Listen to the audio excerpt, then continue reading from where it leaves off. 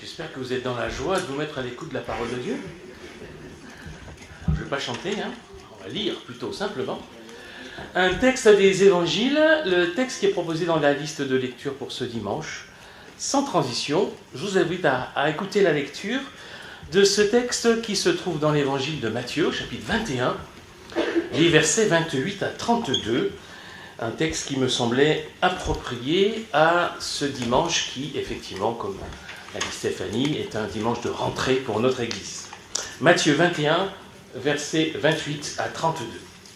« Que pensez-vous de ceci ?» ajouta Jésus. Un homme avait 2 fils. Il s'adressa au premier et lui dit « Mon enfant, va travailler aujourd'hui dans la vigne. »« Non, je ne veux pas, répondit-il. Mais plus tard, il eut des remords et se rendit à la vigne. Le père adressa la même demande à l'autre. Celui-ci lui répondit « Oui, père, j'y vais. » Mais il n'y alla pas. Lequel des deux a fait la volonté de son père ? Le premier, répondirent-ils. Jésus leur dit alors, je vous le déclare, c'est la vérité, les collecteurs d'impôts et les prostituées vous précèdent dans le règne de Dieu. Car Jean le Baptiste est venu à vous en vous montrant le juste chemin, et vous ne l'avez pas cru. Mais les collecteurs d'impôts et les prostituées l'ont cru.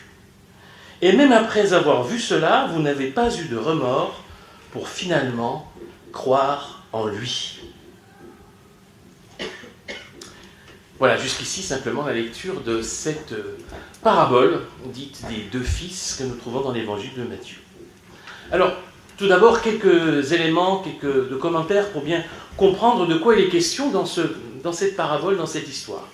Déjà, à quelle occasion, Jésus raconte-t-il cette histoire ? À qui est-ce qu'il parle ? Oui, on a l'impression d'arriver au milieu de quelque chose. Que pensez-vous de ceci ? Ajouta Jésus. Donc, ça aussi, il a ajouté, c'est qu'il a dit quelque chose avant. Donc, à qui est-ce qu'il parle ? Si vous regardez dans votre Bible ce qu'il y a juste avant, on se rend compte que Jésus est alors dans le temple, à Jérusalem. Dans le temple, il est en train de discuter en particulier avec les chefs religieux et les responsables du peuple. Ça se passait moyennement entre eux. Ce n'étaient pas les meilleurs amis du monde. Et d'ailleurs, ici, les chefs religieux, les responsables du peuple, étaient en train de mettre en doute, de contester l'autorité de Jésus. Donc c'est pour eux que Jésus dit « Que pensez-vous de ceci ?» Les premiers visés par la parabole, ce sont les chefs religieux et les responsables du peuple au temps de Jésus.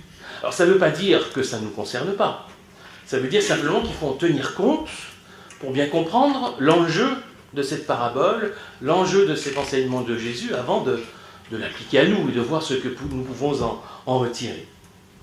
Ça veut dire aussi qu'il faut comprendre qu'on est dans un contexte de dispute, de discussion animée, avec un ton polémique, on va dire.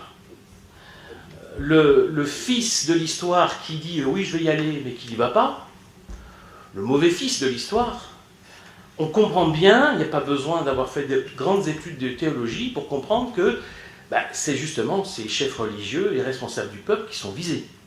Ce fils-là, c'est eux. C'est eux que Jésus désigne comme celui qui dit et qui ne fait pas. Parce qu'il a dit par ailleurs, il le redira encore, qu'il considère ces chefs religieux, ces responsables du peuple comme des hypocrites. Il va le dire parfois, même de façon frontale, directe.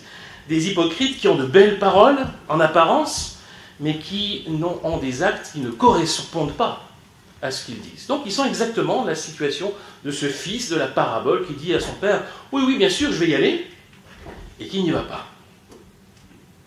Alors de quoi Jésus veut parler avec cette parabole ? Pour savoir, il suffit de voir comment il termine l'histoire. Jésus va raconter cette histoire de ses 2 fils et poser une question à ceux avec qui il parle. Lequel des deux a fait la volonté de son père ? Évidemment que la réponse était facile, tout le monde a répondu juste, sans se rendre compte que ça les concernait eux en premier, mais ça c'est une autre histoire. Ici on comprend bien que l'enjeu de cette parabole c'est de faire la volonté de Dieu. Parce que si le fils qui dit et qui ne fait pas est une figure des chefs religieux du temps de Jésus, le père de la parabole, là aussi on perçoit très bien qu'il s'agit d'une figure de Dieu. c'est Dieu qui est en question dans cette parabole. Et faire la volonté du Père, c'est faire la volonté de Dieu. Donc c'est ça la question. La question au cœur de cette parabole, de cette histoire, et c'est là qu'elle nous rejoint d'une façon ou d'une autre, c'est la question de l'accomplissement de la volonté de Dieu. Alors attention, pas la question du discernement de la volonté de Dieu.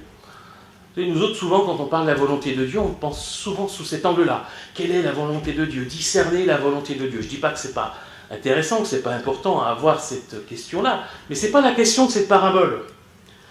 Dans cette parabole, il s'agit de savoir si une volonté que l'on connaît, est-ce qu'on la fait ou est-ce qu'on ne la fait pas? Est-ce qu'on agit en conséquence ou pas? Parce qu'il ne vous aura pas échappé que dans la parabole, la volonté du Père, elle est on ne peut plus claire. Il demande explicitement à ses fils d'aller travailler dans la vigne. Voilà, je pense que là, tout le monde comprend. C'est extrêmement clair, la volonté du Père. Alors, il ne dit pas comment ils doivent faire, ce qu'ils doivent faire exactement dans la vigne, mais bon, un peu de bon sens permet de comprendre, de savoir ce qu'il s'agit de faire, au moins dans les grandes lignes. Je ne suis pas un vigneron, un spécialiste de l'entretien de la vigne, mais je sais que selon les saisons, on ne va pas faire la même chose dans la vigne. Si on est au printemps, à l'automne, si c'est bientôt les vendanges, si c'est le début de la saison, il y a différentes choses à faire. Et les fils savaient ce qu'ils devaient faire.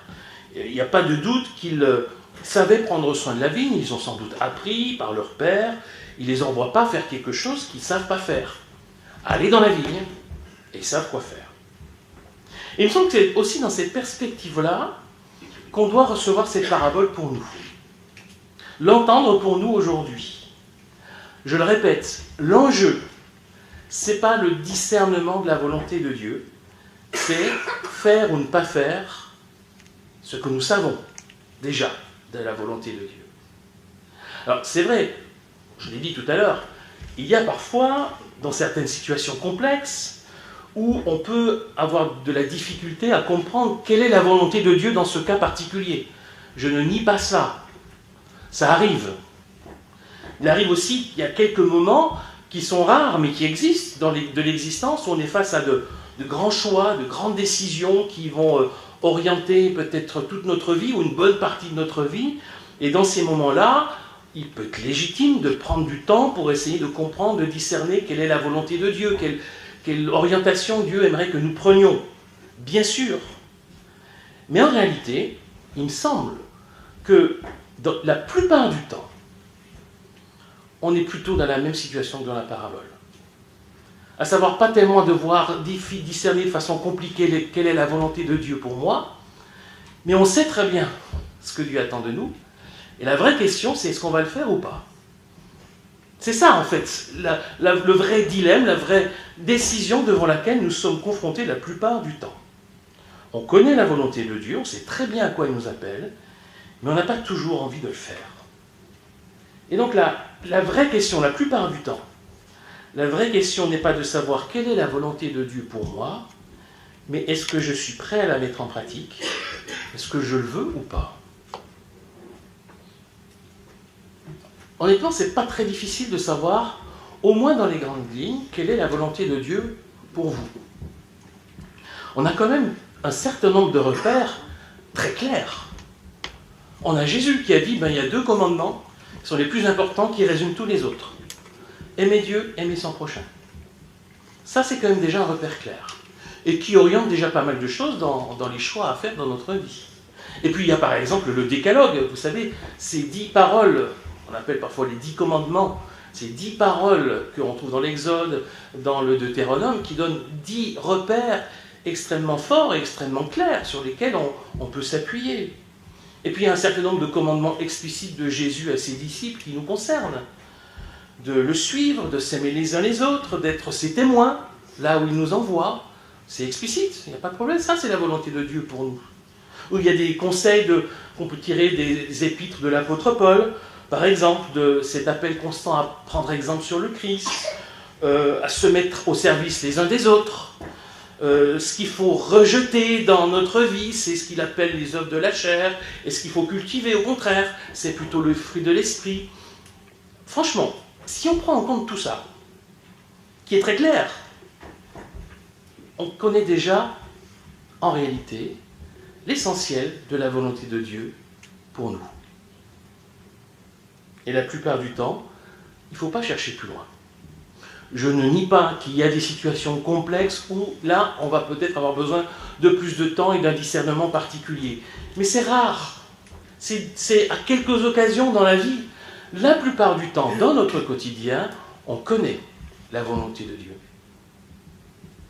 La demande du Père de cette parabole « Va travailler dans ma vigne », c'est aujourd'hui l'appel que Jésus nous adresse à aller dans le monde, à être ses témoins, à aimer notre prochain, tout simplement. Ça, c'est la volonté de Dieu. On la connaît. Alors, peut-être que tout n'est pas limpide. Peut-être qu'il faudra voir concrètement comment on va le faire dans telle ou telle circonstance. Peut-être qu'il faudra s'adapter, effectivement, aux circonstances qu'on va rencontrer, faire preuve de bon sens. Comme les fils de la parabole qui sont juste envoyés dans la vigne, après ils verront ce qu'il faut faire précisément. Mais va dans la vigne, va dans le monde, sois mon témoin. Ça, c'est la volonté de Dieu pour votre vie. On en sait largement assez pour y aller. Alors, j'y vais ou j'y vais pas? C'est ça la question, la vraie question à se poser. Alors, évidemment que ce qui nous bloque par rapport à ça, c'est pas forcément la mauvaise volonté ou la mauvaise foi. Oh, ça peut nous arriver. Peut-être un peu de mauvaise foi, de mauvaise volonté. Non, ça vous arrive jamais?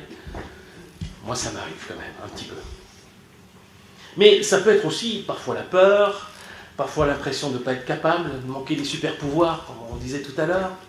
Ça peut être l'impression qu'on manque d'expérience, qu'on manque de courage peut-être pour le faire, pour faire ces choses-là. Évidemment qu'on peut avoir ces réticences qui nous retiennent.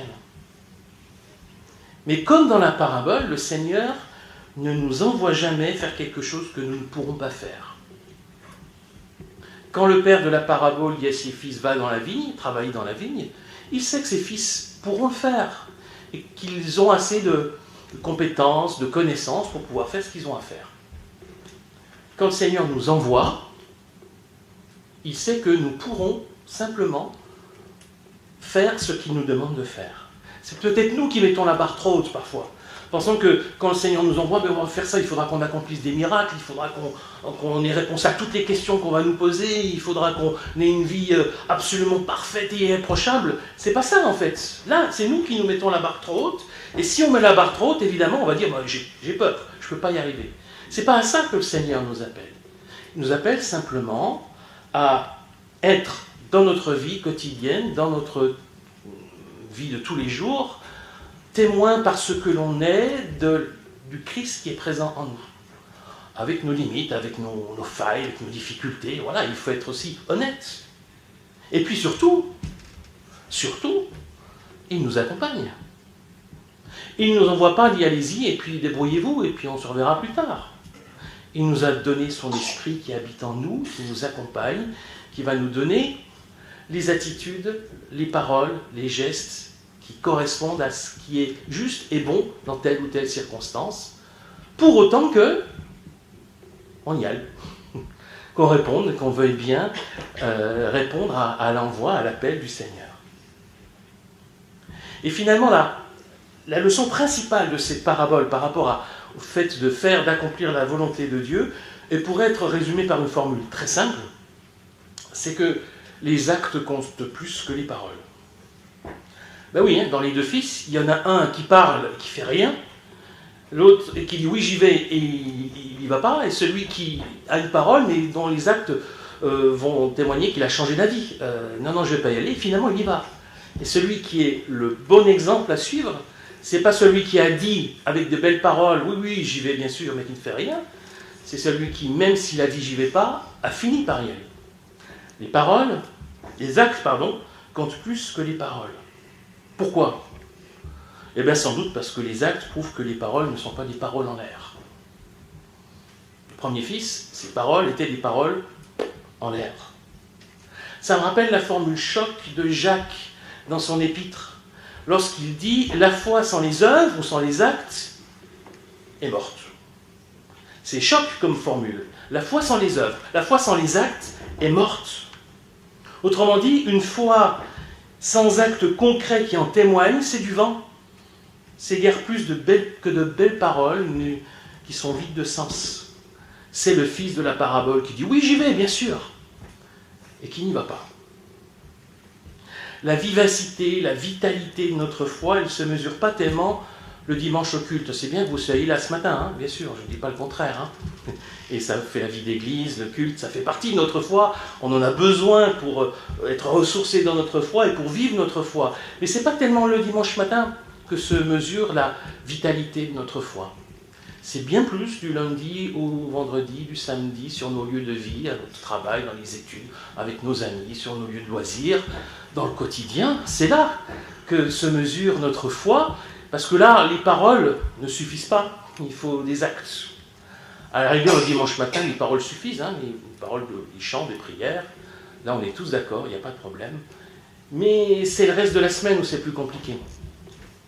Une flamme en bois, hein, le lundi, le mardi, le mercredi, c'est ça. Les actes comptent plus que les paroles. Mais il est toujours possible de changer d'avis. Ça, c'est une des autres leçons de cette parabole.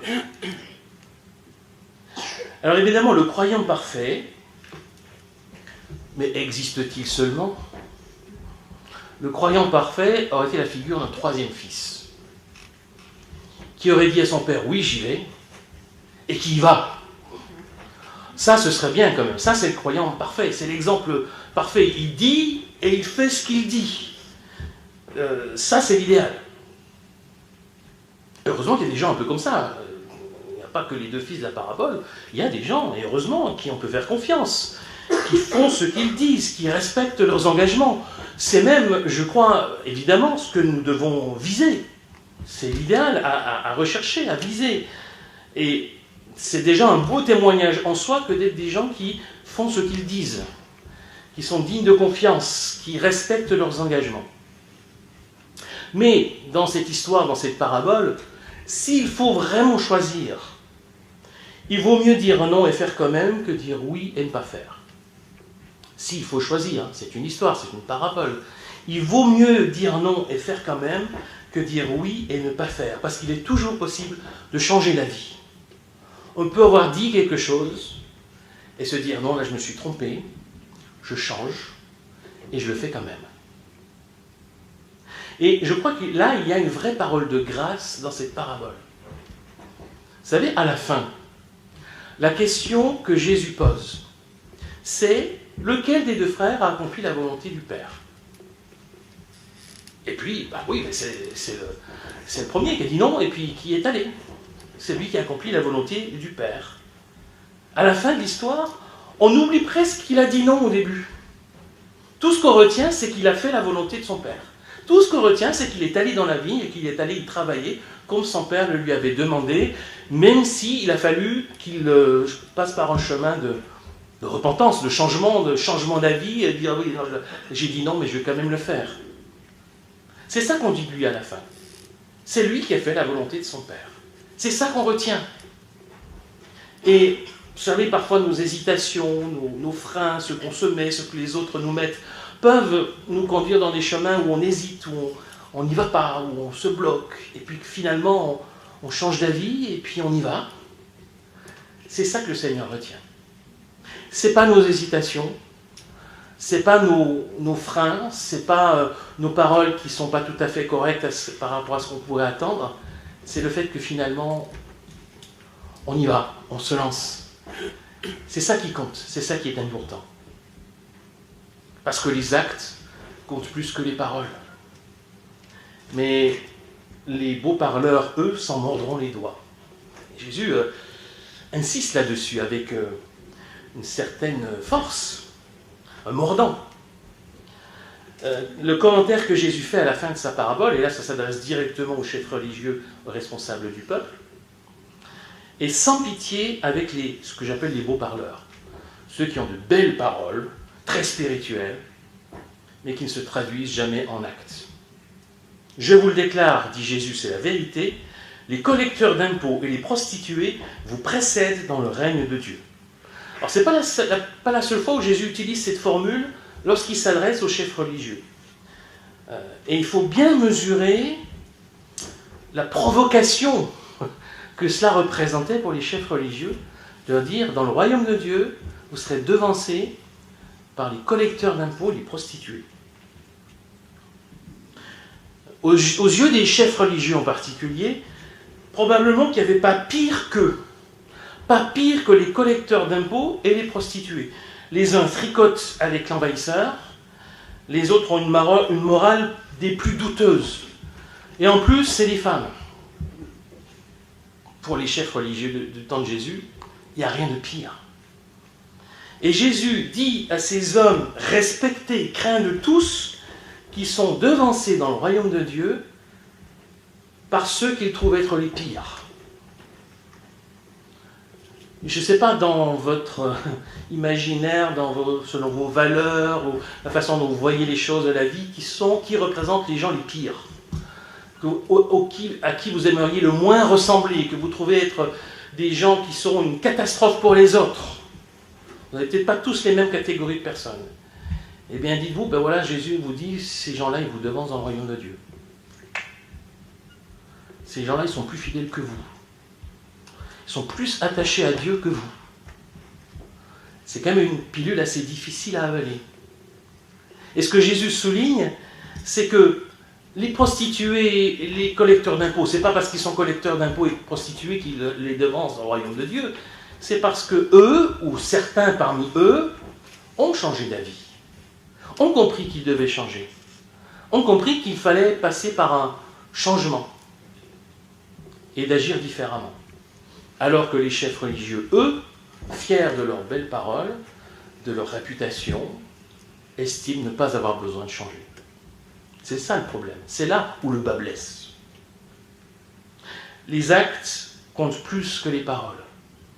Et le premier acte que le Seigneur prend toujours en considération, c'est l'acte de repentance, c'est-à-dire l'acte de retour à Dieu, le fait de savoir reconnaître ses fautes, reconnaître ses erreurs. Comme le fils de la parabole qui dit non, qui a des remords et qui finalement y va. Il est donné en exemple dans cette histoire. Le Seigneur accueille toujours dans sa grâce ceux qui reviennent à lui. Quoi qu'ils aient fait, quoi qu'ils aient dit avant. Ça, c'est la grâce de Dieu. Toujours prêt à nous recevoir, à nous accueillir et à valoriser même ce que nous faisons quand nous revenons à lui. Et nous avons tous dans notre vie, à de multiples occasions, le besoin de revenir à lui, de changer d'avis, de changer de comportement, de modifier certaines choses dans notre vie qui ne vont pas vraiment, de revenir sur certaines paroles, sur certains engagements, sur certains actes, revenir à lui. Et dans sa grâce, il nous accueille toujours et se réjouit que finalement on puisse faire sa volonté.